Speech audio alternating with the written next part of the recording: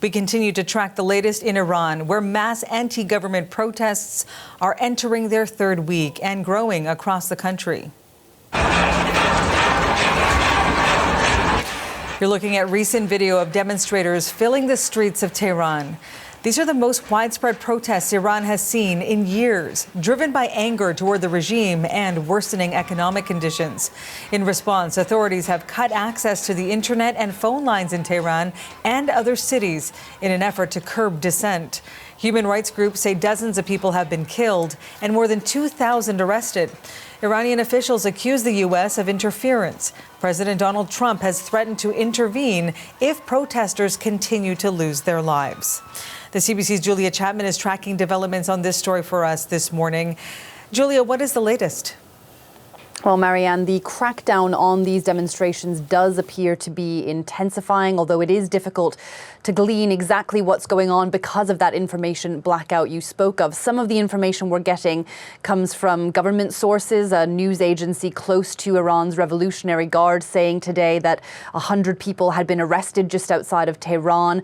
They described them as armed rioters. There have also been trickles of information from hospitals where there are reports that medical staff are overwhelmed by the number of patients being brought in with violent injuries. But it is, as I say, difficult to verify this information. We have heard from the Revolutionary Guard today accusing what it called terrorists of targeting military sites. It said that it was a red line for any undermining of security or any undoing of the aims of the Islamic Revolution. But it does appear that there has been a heavier hand used by the authorities in this response. And there's been condemnation of that from a number of world leaders, including Prime Minister Mark Carney. He said the reports of violence, arbitrary arrests and intimidation tactics by the Iranian regime against its own people are profoundly concerning. Canada strongly condemns the killing of protesters and urges Iran to allow for freedom of expression and peaceful assembly without fear of reprisal.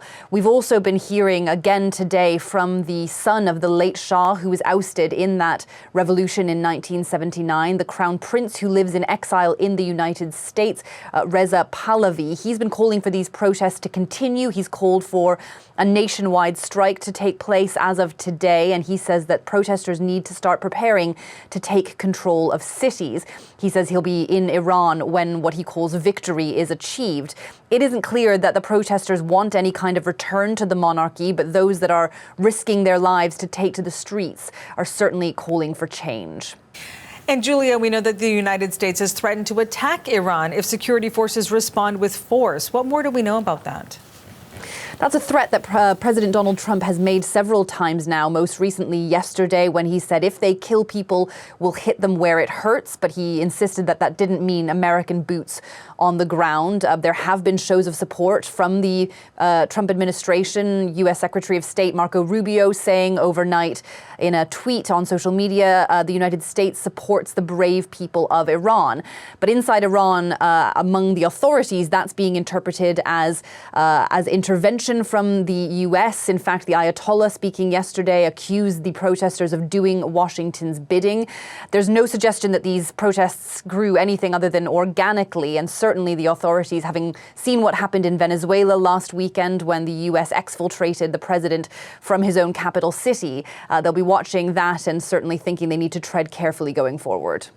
The CBC's Julia Chapman in London.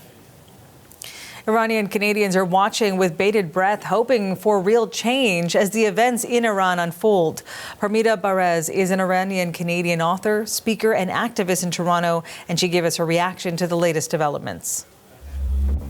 I would say we're in awe, inspired, concerned, and intensely focused on what's happening in Iran. Today is the 14th day of Iranians standing in the streets against one of the most brutal regimes in the world, and they're still not backing down. So what we're watching is extraordinary. Despite bullets, arrests, and complete internet blackouts, ordinary Iranians are still risking everything for freedom. Many of us in the diaspora have family, friends, and of course our compatriots in Iran, and it was easier to contact them, I would say, earlier on in the protests, but the last 2 days, there have been complete internet blackouts. And it's difficult for them too with their telephone lines, because when they do go out to protest, it's sometimes hard for them to reach each other. So every footage that we can get on the outside is like gold to us. What I have heard 2 days ago was a really historic moment. And for the first time, a unifying call to action, as you mentioned, came from Prince Reza Pahlavi for chanting on the streets at a precise time and date. And the entire country moved together across all 31 provinces in a synchronized way. And we were able to speak to some in the country, and they were in awe. Some had tears. They said they'd never seen a moment like this where so many had come out in unison. Everyone was outside. Of course, many had to cover their mouths with cloths due to tear gas. But at the same time, they'd mentioned that many were acting as if they had already won. That was a sentiment, as if the regime had already changed. And of course, there's always going to be worry and concern, as some members cannot always be in contact with each other. And if they lose signal with each other, then it's very well that you might not be able to hear from them if you do end up separated. Barez is an Iranian Canadian author, speaker, and activist.